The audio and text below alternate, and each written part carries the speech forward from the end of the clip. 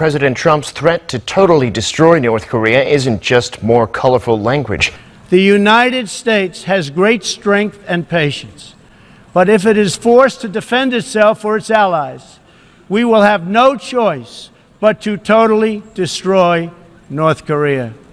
U.S. President Trump's remark to totally destroy North Korea if the regime threatens the U.S. or its allies has sent shockwaves in South Korea. While Trump is well known for his strong and non-conventional rhetoric, his first address to the UN is perceived to be extraordinary. It wasn't expected that President Trump will come out with great rhetoric at the United Nations, but Trump's words reflected the strong will that the U.S. will not sit and watch North Korea's threat. Rocket Man is on a suicide mission for himself and for his regime. The United States is ready, willing and able, but hopefully this will not be necessary. A South Korean foreign ministry official cautioned against reading too much between the lines of Trump's speech and rather said the U.S. president underscored the need for the international community to fully implement sanctions on the reclusive regime. Experts are now speculating over North Korea's possible response to Trump's UN speech.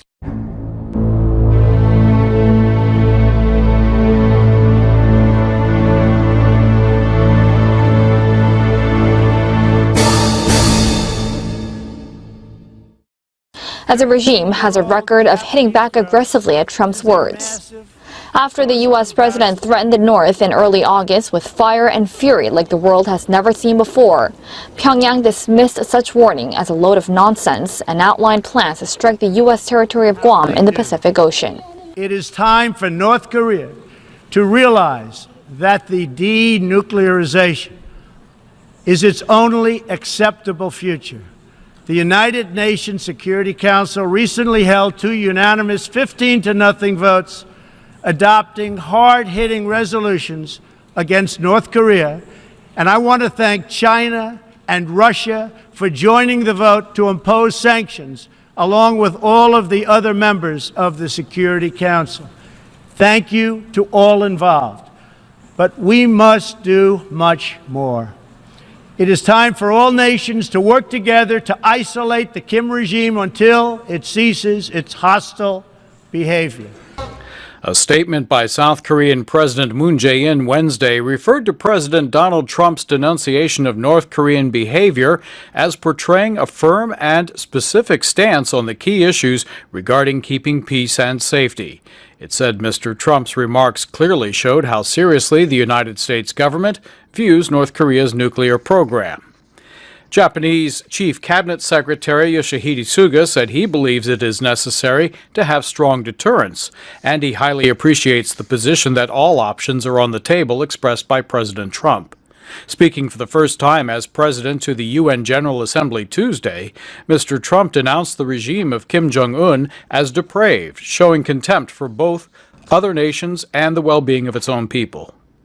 It is responsible for the starvation deaths of millions of North Koreans and for the imprisonment, torture, killing, and oppression of countless more. Now North Korea's reckless pursuit of nuclear weapons and ballistic missiles threatens the entire world with unthinkable loss of human life. It is an outrage that some nations would not only trade with such a regime, but would arm, supply, and financially support a country that imperils the world with nuclear conflict. No nation on earth has an interest in seeing this band of criminals arm itself with nuclear weapons and missiles. But Asian Studies professor Jeff Kingston of Temple University in Tokyo tells VOA's Victor Beatty the man on the streets of the Japanese capital would think this was not a wise speech to make. Threatening Kim may play well for Trump's base, but in terms of productively addressing the situation, it doesn't seem to mark any progress. Of course, the governments of South Korea and Japan want to portray solidarity. They view the alliance with the United States as great protection for them. And so there have been huge differences, particularly between Seoul and Washington, on how to move forward on dealing with the crisis.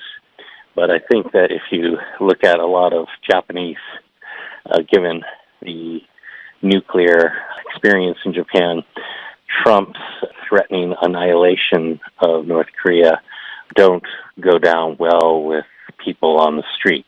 I think it's clear that the governments want to show solidarity and that they are united. The alliance is close, but I don't think, particularly in South Korea, that they think that Trump's position is a productive way to deal with the situation. One North Korea analyst in Washington said that with those words, President Trump handed the regime of Kim Jong-un the soundbite of the century. It will play on a continuous loop on North Korean state television. Yes, in terms of the propaganda of Pyongyang, the existential threat from the United States has long been a staple. We are surrounded, we're threatened, and so this strengthens the hand of the regime at home. China's foreign ministry on Wednesday said China supports a peaceful resolution to the North Korean matter. In an op-ed piece in the People's Daily, Curtis Stone writes, "The Korean Peninsula is on edge, made more so by words and actions that worsen tensions. Mr. Trump's political chest-thumping is unhelpful. It will only push the DPRK to pursue even riskier policies because the survival of the regime is at stake." Yes, Trump is throwing fuel on the fire.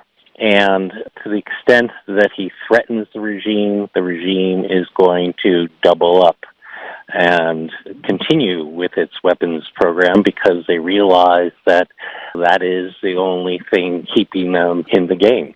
Jeff Kingston said he believes Asian leaders want a cooling down of the rhetoric and pursuit of a policy of both engagement with and pressure on North Korea. President Trump went on to send a direct message to North Korean leader Kim Jong-un, threatening to destroy the Asian nation if the U.S. is forced to defend itself and its allies from a nuclear attack. The United States has great strength and patience, but if it is forced to defend itself or its allies, we will have no choice but to totally destroy North Korea. Rocket Man is on a suicide mission for himself and for his regime. The United States is ready, willing, and able, but hopefully this will not be necessary. That's what the United Nations is all about.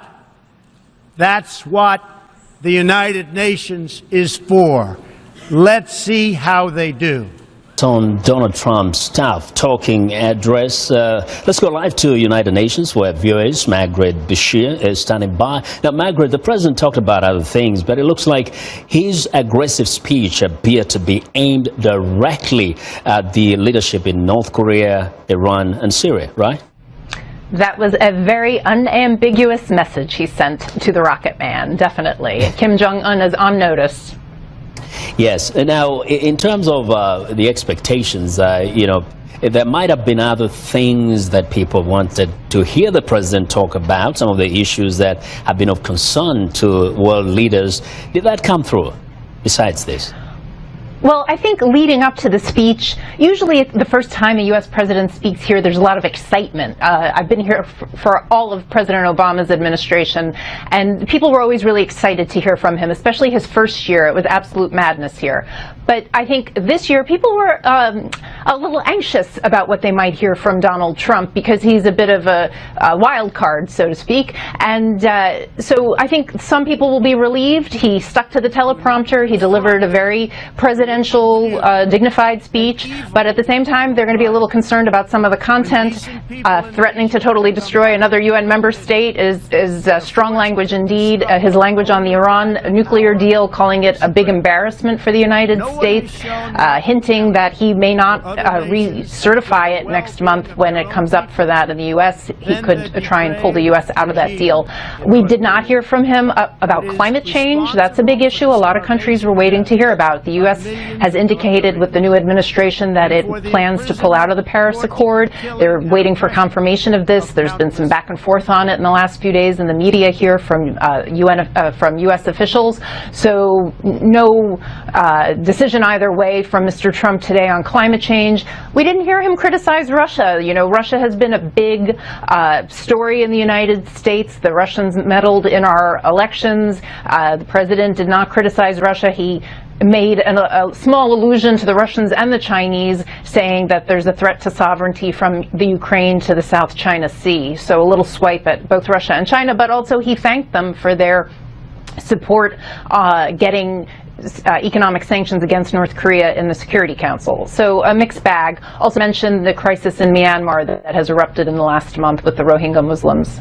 In a few seconds, how about the African leaders? Buhari spoke there, and later on Ellen Johnson. What stood out? Well, I thought President Buhari still looked a bit weak, not fully recovered, maybe very thin and labored in his speech. He did talk about North Korea, and he suggested that a UN Security Council delegation should go to Pyongyang and talk to Kim Jong-un because this is such a serious crisis. And he also addressed the Myanmar situation. Nigeria has a large Muslim